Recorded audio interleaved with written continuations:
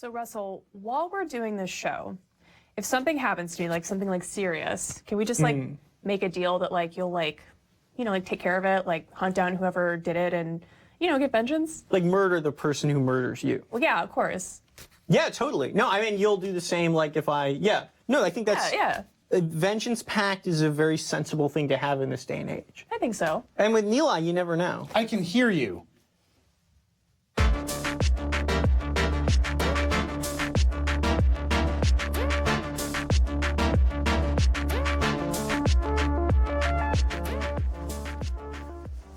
Hello and welcome to Mr. Robot Digital After Show, hosted by The Verge. I am Nilay Patel, I'm the editor-in-chief of The Verge, joined by my traitorous comrades, Megan Farokhmanesh. Oh, somebody's salty. Yeah. We can have a tripartite That pact, seems really complicated. I an don't agreement. want to do Russell Brandon is also here. Oh, thank you. Yeah, I mean, it's just, you don't have too many vengeance pacts. You got to keep it tight.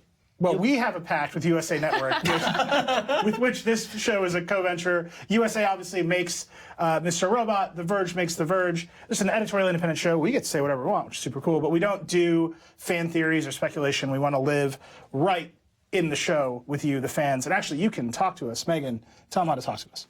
Yes, so if you're on Twitter, use #RobotAfterShow, send us your reactions, your questions. Also, if you're on Reddit, go to the Mr. Robot subreddit. We are the first pinned thread, so make sure to drop your thoughts in there as well. And I'm super excited today. Carly Chaikin, who plays Darlene, is going to be joining us. Tweet us your questions, leave in the Reddit thread. We're going to get to them all. We're going to ask her all of your questions. That's going to be super exciting. And we're starting things off with a poll. Megan, what's our poll today? So we had a very successful poll last week. So this week we're going to do, more of like a feeling poll. I feel like the episode is kind of a roller coaster of emotions. Yeah. So we want you to tweet the hashtag with the emotion you're feeling. So the first one is Elliot being overwhelmed and he's got his head on his desk, so use mood Elliot for that one. If you're feeling a little bit more chill and in control, use mood Irving to represent Irving eating these ribs. If you're feeling angry or betrayed by the episode, use mood Tyrell. Or by life in general. You know what? This is my face at all times. So Yeah. I'm mood Especially Tyrell when myself. I'm looking at a computer. Exactly. Me reading your tweets right now. Or if you just need a hug, use mood Darlene. So make sure to vote and we'll talk about it at the end of the hour. I feel like mood Irving just sums up my entire approach. Like, there's a lot going on, but I'm in a rib restaurant. I think I was mood Tyrell like at the beginning of the day, and I was stressed out, and now I'm so overwhelmed that I'm mood Elliot. I'm mood Tyrell. Today, tomorrow, forever. All right. Tweet us. We want to know. We'll be checking in all through the episode. But let's get into tonight's show. A big one. Lots of things happening. Russell, what are your big takeaways? Yeah, so we had that scene at the end. For all season, really, there's been this kind of plot. Angela is playing both sides, secretly working for the Dark Army. That's started to come apart, but maybe not all the way. So, yeah, we had this big Elliot kind of pop back in. We have a clip of it. Let's take a look. Shit. What's happening?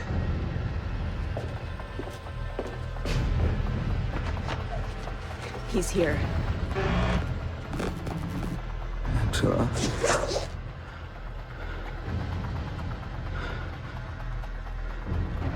Why is he here? Hey, it's okay. What are you doing? Calm down. Where am I? Calm down. Everything's gonna be okay. Please tell me you know what's happening. Please tell me It's you know okay. what's happening. Please tell me you know what's happening. Please tell me you know what's happening. So that's the last we saw of Elliot in the episode. Like, how much does he know about what's going on? We don't really know. Like, what's he gonna do? If he does know, we don't know because he's just kind of gone. But it really is, it seems like this game Angela's been playing of, keeping tabs on Elliot on behalf of the Dark Army is starting to come apart. Yeah, and it also seems like Robot's doing a lot. Oh, yeah. He's able to just jump into the show whenever he wants. By the way, I just want to bring this up. Here's an amazing tweet from Patty on Twitter. Mr. Robot can be summed up by one meme. It's just the dude shooting himself in the back. It's just beautiful. Oh, trust no one, not even yourself. Yeah. It's amazing. It's totally, accurate. And it seems like Angela is every episode of this season, Angela just gets more and more agency. She feels like she's more and more in control. There's just a lot going Yeah, on. I really like her arc this season. Yeah, she's just knocking dudes out. yeah. I know, it's awesome. Bam. But I got like the whole Elliot robot thing right now. It's just every episode so far, one or more of them has been in more control, and this feels like the one where the fight is beginning to brew. Yeah. Megan, what are your big takeaways? Okay, so first and foremost, it seems like Tyrell Elliott is just dead. Yeah. Like, Tyrell gave up so easily, and now he's like, I loved you. So I don't know. I want to believe Past it's tense. just. I know. I just want to believe it's a lover's quarrel, but whatever. Also, a thing I want to point out. Okay, so last episode we saw Tyrell like super buff, like chopping wood for months in the forest, and now skinny Rami Malek / Elliot is able to like thrust him against a wall and like hold him up. Like, I think that Tyrell lets him do it. He's like, I loved you. plot twist. Yeah. I mean, it must make He sense. doesn't have right? the heart to fight back. That's like if like Russell tried to push me up against a wall, like he's not getting anywhere with me. You'd be like, I would definitely kill you. But just Tyrell's saying. like, I loved you. Maybe he's like, finally, we're engaged again. Yeah, well, it's also kind of a bummer too, because Tyrell, I feel like, was being really fleshed out as a character, and now he's kind of back to being this like psychotic, like keyboard banging baby, like man child. Just so much yelling. Can I just say my favorite line of the entire episode? Yes. Okay. Was when Tyrell was like to Irving, we were gonna be gods together. And he was just such a sad puppy about it. Isn't that what all of us really want? Yeah. Is to just find be someone gods you with can your be gods friends, with yeah. because you sort of shot them, but then it didn't, or they shot you and it didn't. Well, like it led Shoot. to this whole scene where Irving's like manipulating Tyrell back. He's like, now you're the god, solo god situation, you're great. He's not manipulating him. He's giving him a good pep talk. They just had a breakup. It's like when your friend is like, you don't need her. Here's Yeah. some ice cream. You're good on your own. It's a real like Exactly. share believe So situation. it's just that whole moment where Tyrell's like, we were gonna be gods together, and like the assumption in that, like he's kicking a rock in the playground, like Lucy pulled the football away, and it's just the assumption there is that Irving was like in on it, completely understands what it means to be, like sad, disappointed. I just thought it was great. It was like literally my favorite line in the entire. But so then this is the big question: is like, what does all of this mean for their scheme to bring down capitalism, Right, which so we this- were also excited about? So this is like my big takeaway, which is whatever's going on with stage 2, which so far has been the driving force of the season, is still going on. Elliot's trying to stop it. Robot's trying to undo the undoing. Angela's in control. She's like been tasked with like controlling this whole situation. White Rose is pushing up the deadline. Tyrell's like, let me do it. I'm a solo god. Like there's just a lot of action. yeah. Solo God, SG. That's how I talk. That's how I talk now. And then, just sort of in the background is Darlene, and her arc is very different than Angela's. So last season, she's like taking over the mansion. She's filling it with hackers. She's a general in the army. She's Got those like shoulder pads in her jacket. she's like Zapping. she's a boss. And this season, she's falling apart. She's a mess. She's like confessing to people on the subway That was randomly. such a good. I love that scene. She's just like, like the full force of Darlene, right? Just like Yeah. I can Yeah. tell you, I ruined everything. Yeah. She's like contending with it. And then, as you guys referenced in your show opening, yeah, the creator of death show pact opening, or she the has- vengeance Makes me pact. nervous. I'm really. she has a concerned. vengeance pact with Elliot. We actually have a clip of that. Let's check that out. Shit goes down, like bad shit, you'd get vengeance, right? Like if I die or something, you'll kill whoever did it, and obviously I'll do the same for you, like a vengeance pact. Is that even a thing? It can be our thing. Hey, Carly, how's it going? Good. How are you? Great. Thank you so much for joining us. We're super stoked to have you.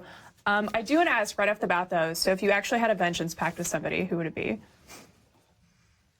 Probably with my boyfriend. Oh yeah, that's serious. Safe choice. Yeah, of course.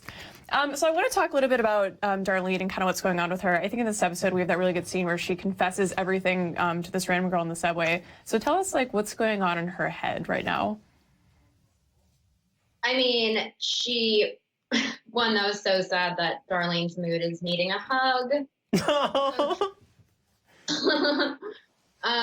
Yeah, I mean, she's literally has hit bottom in the lowest of lows that you could possibly go. You know, when last we saw her, she had hacked Elliot, and I think that she was just needed to get out of there and was just like riding the subway. But I think it was like one of those things where she hasn't told anybody any of that. You know, she's never really talked about it. And here's this like poor little girl on the subway that then becomes, you know, her like victim of just word vomit. But yeah, I mean, I loved that scene. I thought it was such a very like Darlene scene. And that's the only way that she would ever talk about something like that is to a total stranger. Uh-huh.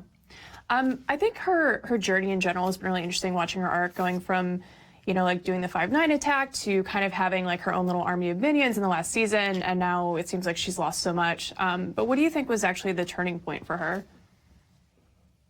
I mean, I think the turning point was a mixture of not only getting caught by the FBI, but Cisco dying.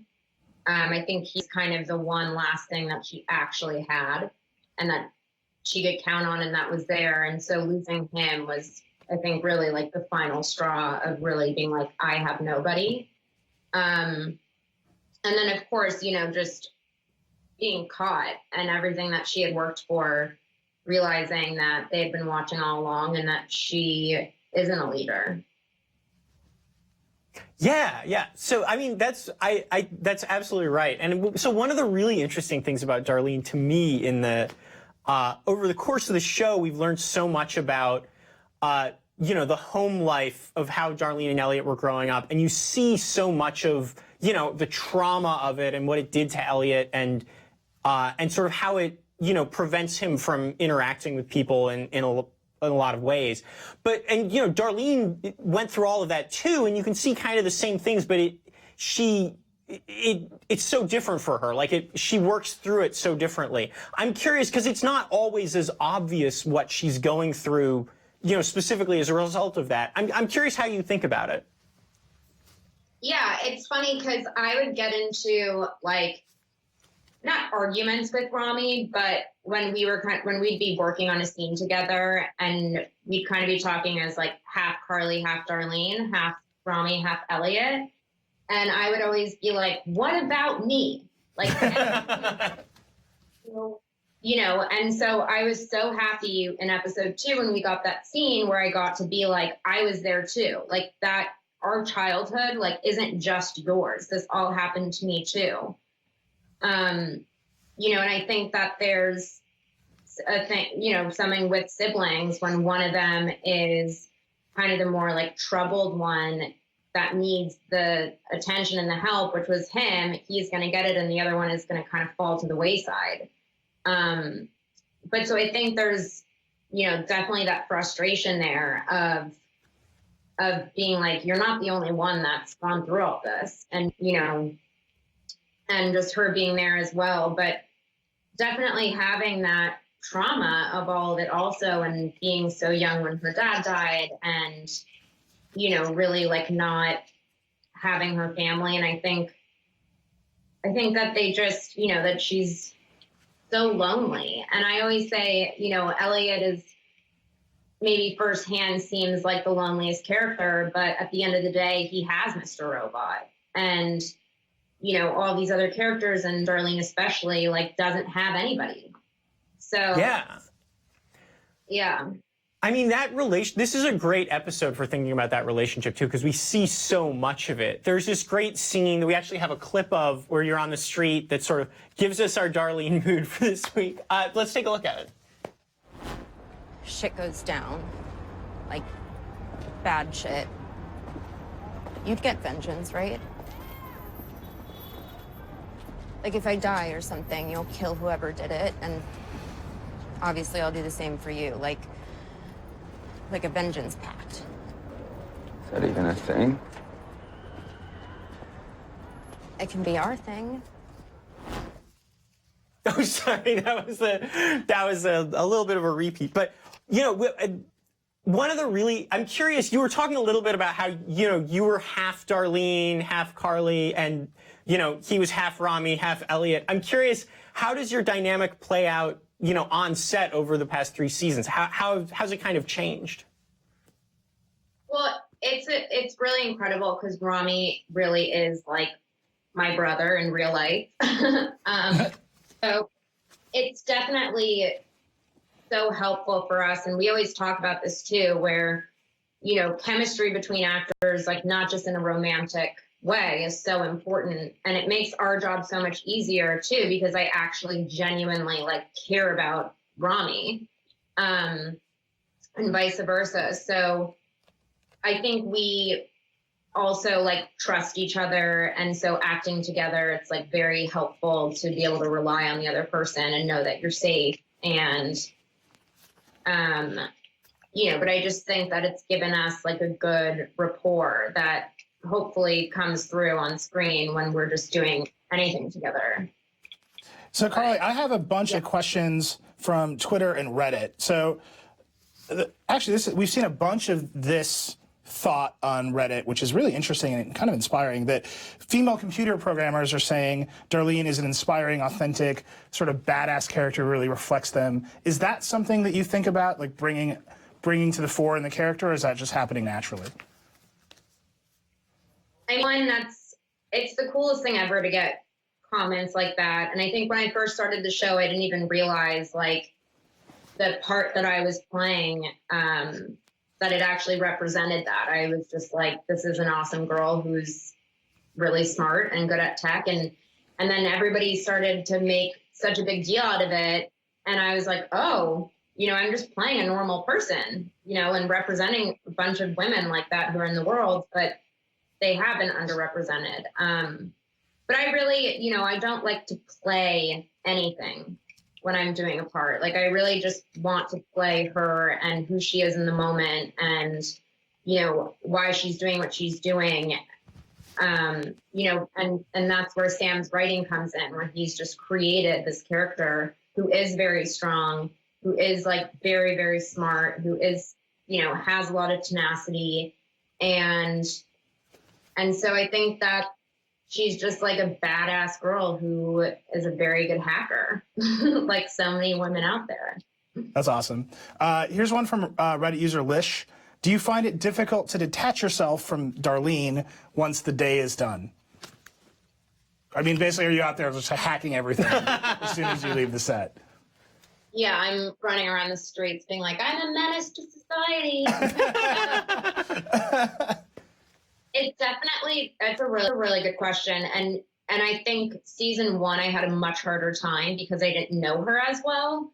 And I was really still trying to figure her out. But now I feel like I've gotten better at kind of letting her go at the end of the day. But there are definitely scenes that we've done and that, you'll see later on that are very hard to let go of and can be more or less traumatizing. Yeah, I can imagine. We have one here from, go ahead. Sorry. Oh, no, that's it. So we've got one here, came in tonight while we were talking, from Twitter user Root. This is a great question. Do you believe in what you guys did as a real person, not just your character? Like, are you down with 5'9"? Are you trying to take down the system? Well, I think that my beliefs are very in line with the characters, is that it was a really good idea and was something that would have been epic if it happened. But seeing the aftermath and seeing what we did and how we destroyed the world, like same as Darlene, like, of course I regret it. I would never go back and do that again. If I knew what would happen and if she knew what would have happened, this never would have happened. Yeah. I've got another one from Twitter. I am Aaron says, what was going through Darlene's head throughout the last few minutes of the episode? Yeah, there's that great scene because she's putting the Polaroid up on the shelf and sort of, is this a farewell? Is this a gift? What's is it the beginning or the end? What's going through the head there? That's a good question. What are we doing? you know, I think that she has the moment at the end of the bar with Dom where it's like, I'm gonna lose my brother over this. Like, this is gonna help you guys, but I'm betraying him. And I think you know, she kind of has that moment with Budapest. Oh no, that's before that he comes out. Yeah, she's packing her stuff.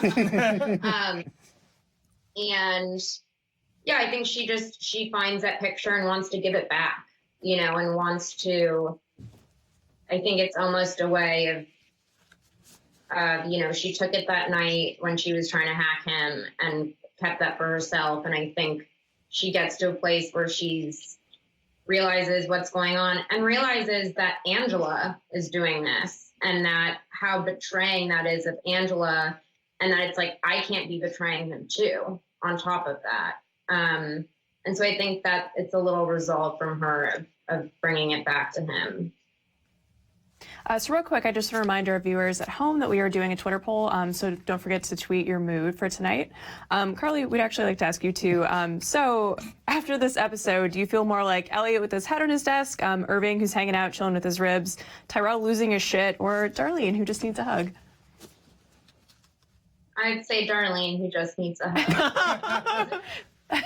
Watching this for her. Yeah. Solid choice. So I have one more question for you. I know that this is a really intense show, but it seems like a lot of the cast is generally like just in such a good mood, and you guys all get along so well. Yeah, all of you refer to one another as family I know all the time. it's really sweet, but I was Yeah. wondering if you have any good stories from set to tell. We really do. Like, people assume that we're all probably walking around just like, hi. Like, in between takes, we'll be like, oh my God! And like yelling and laughing. And there are definitely scenes where like Rami and I have been joking around, and then we're like, hear them say like rolling and action, and then we're like, okay, get serious.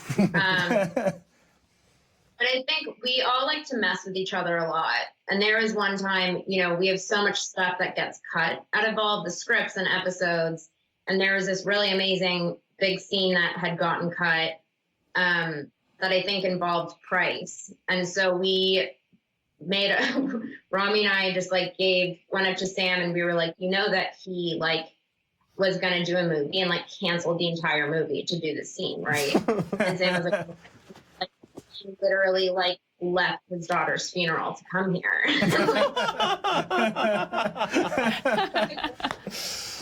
All of the things that he gave up for this scene that Sam just cut. Did Sam buy it?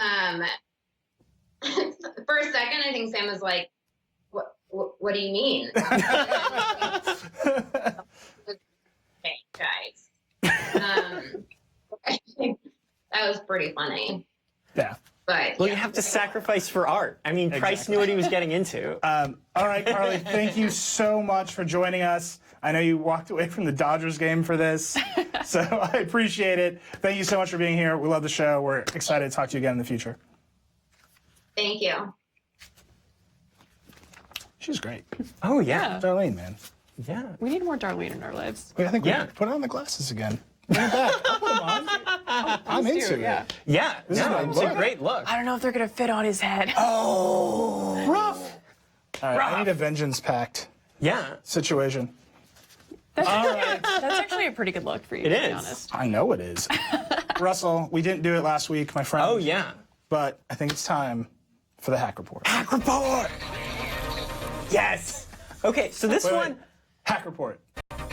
So perfect. it's so good. So this one I've actually been excited about for a little while. Oh. In the first, you know, when Elliot's sort of barging in to Darlene's safe house hideout, we see him put this little doohickey on the mantelpiece so that the FBI, who's bugged the entire place, can't hear what they're talking about. And this isn't the first time he's done this. It's become like kind of an object in his hacker Batman utility belt.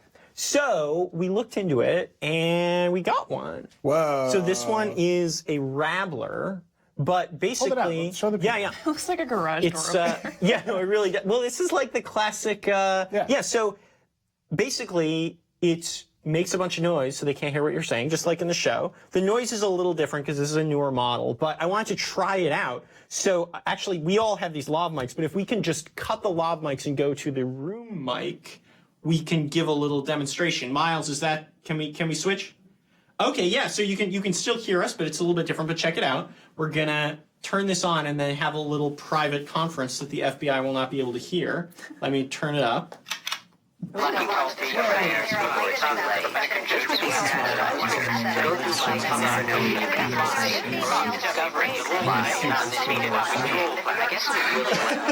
yeah, so you could like hear that we were saying something, but probably not hear everything we were saying. I but I love have a that it question, makes a little cocking sound. Yeah. It's amazing.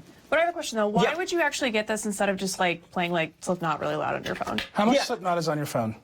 None of your damn business. Hard question. Just on my phone. Well, yeah, so I mean, it's a good speaker. I think that's the big thing. Like, if I was just doing this on my iPhone, but like, you probably have other good speakers. Like, is this maybe something that you could get from a $5 iPhone app instead of a $350 hardware thing? But like it excessive. wouldn't be as cool. It wouldn't be as hackery. He's gonna put his iPhone on the mantelpiece. This is like Come on. seriously the one piece of hardware that has not been converged into the iPhone. Oh yeah, no, this is the last one. Yeah. I Someone mean, make me a Everything else. software is eating the world, as Mr. Robot viewers Except well for know. Rabblers. Except for Rabblers. But so the other hack, and this is sort of an anti-hack, but this is the hack that wasn't. When Dom arrests the F Society guy, or they're interrogating him, they tracked him down somehow, and we find out how, because she tells him, "We know you posted the F Society video. With a court order, we got the Vimeo connection logs for the account you used, which led us to your IP address, and then your home address." I love this dramatic reading. Is that your Dom? That's or is my that Dom. Your, like, It's not. Teaneck, I New practiced Jersey? like a fair amount. Okay. And so that's like legit how the FBI tracks people. If you put up a YouTube video tomorrow about how you're going to kill the president or something, they would do this and knock on your door the next day. They're like pretty good at it, and it's because every internet service you use gives your IP address, and if you don't do anything to hide it, like using Tor or routing it through a botnet or anything, then that's just like Comcast, who does this belong to, and they go find it out. So the next step that Dom takes, which is a good point, is why didn't he do anything to hide this? Like, he knew that this was going to be a thing that the FBI does to people. And it's a legit question, like, why didn't he do more? Well, we know because White Rose is saying make it look like the Iranians. Oh, so you think he was in fact a dark arm? But then why is this guy getting arrested? Like, there's something. Yeah, I feel like there's more to be revealed. I am suspicious along with Dom. Is the punchline? It's a good situation to be in. All right, Megan, I have but one question for you. Let me find it. Where is it? It's a very important question. Oh, I know what it is. What does it all mean? What does it all mean? What does does it it mean? We're going to love get a it when sound you guys effect for say that one. It's going to happen. Yeah, so there's been a lot of speculation about what exactly White Rose showed Angela that made her such a devout. Oh, yeah. Yeah, and like this episode, we kind of got a tease, right? So we actually have a clip. It's Irving and Angela talking about this. So we're going to play this clip right now. I have to ask. Did White Rose ever show you? Yes. And you believe in it?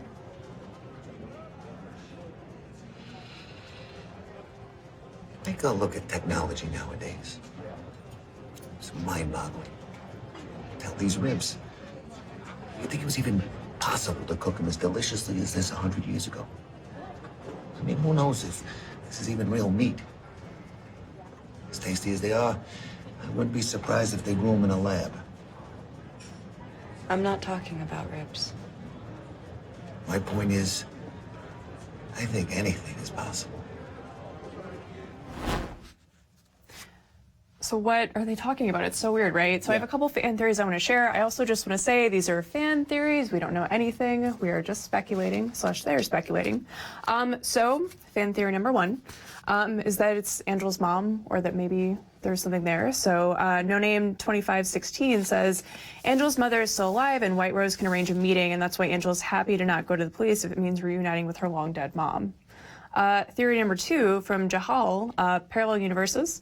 So I think that White Rose wants to connect parallel universes together. Don't you? This is a parallel universe that I'm deeply into.